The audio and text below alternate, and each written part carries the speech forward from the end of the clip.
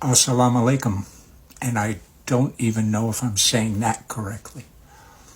But I thought I should let you folks know. First of all, you folks who encouraged me, and there were many of you who encouraged me to go to my local mosque on Friday, very wise.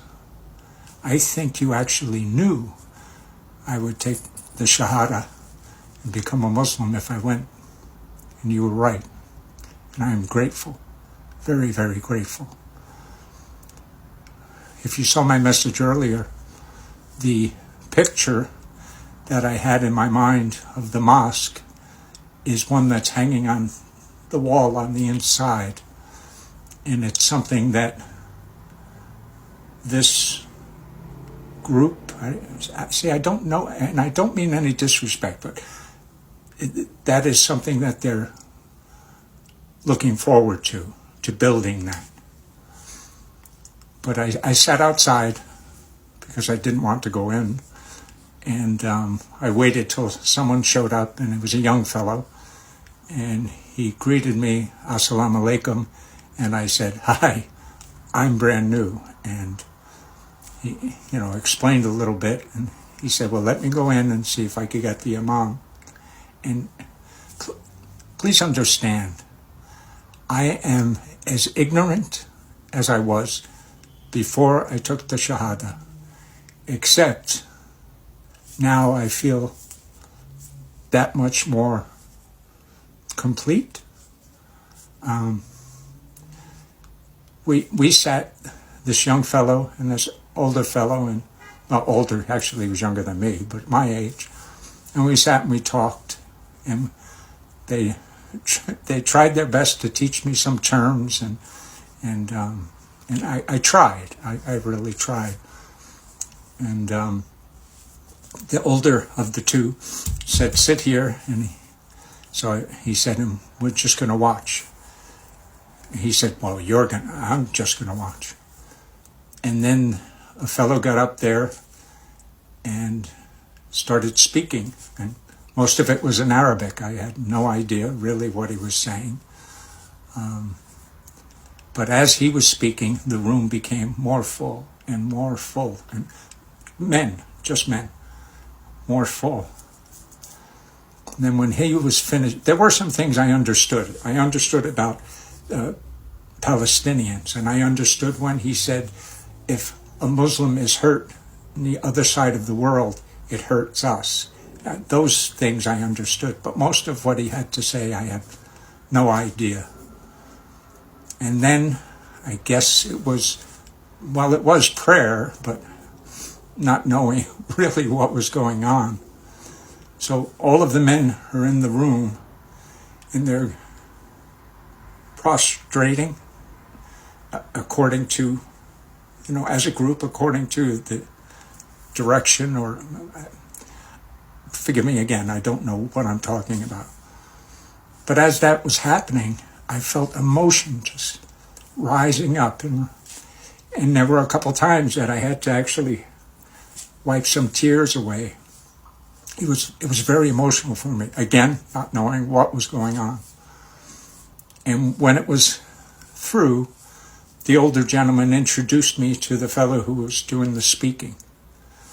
And he said, he welcomed me. They all welcomed me. It was very warm, and it was wonderful.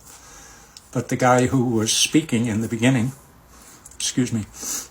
he shook my hand, and the older fellow of the two from the very beginning said he hasn't taken his shahadah yet.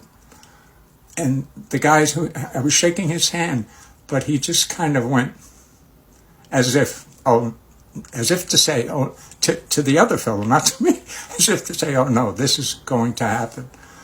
And after the room cleared out, this fellow my age, he said, pull up a chair, and we opened a book, and there was a very, very much younger fellow there, and he wanted me to start reading. So I did, and I assume it was the Quran. I assume, but the book looked different, and the way it was set up was different, and it was Arabic and English, and so I really didn't know what I was reading. And I read a couple of verses, and he instructed me as to, if you mention Muhammad, you say, peace be upon him. But they said it in Arabic, and I was like, so he said, well, for now, just say, when you mention Muhammad, say, peace be upon him. And I did, and we continued. And then I said, with all respect, sir, I said, I really need to get back home. And he said, okay. And he said, sure. And we exchanged phone numbers and prepared for the next time we would get together. And then he asked me, he didn't force me, he said, what about the shahadah? I said, my pride is keeping me from doing it. I said, I'm so ignorant of everything, I mean, the only thing I know is I'm supposed to pray 5 times a day and not to eat pork, but I don't even know when I'm supposed to pray, and I don't know what I'm supposed to say. So my ignorance is just abounding. And he didn't pressure me. He said, okay. And then I thought, no, Allah would not have brought me through all of this for me to turn away. And if the negative that I was feeling last night and this morning, if that negative energy, if I let that fester, I was afraid I was going to lose something.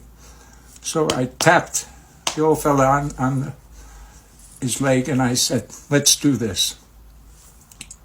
Honestly, I can't remember what I said, but he had me say it at least 3 times, had me stumble through it at least 3 times.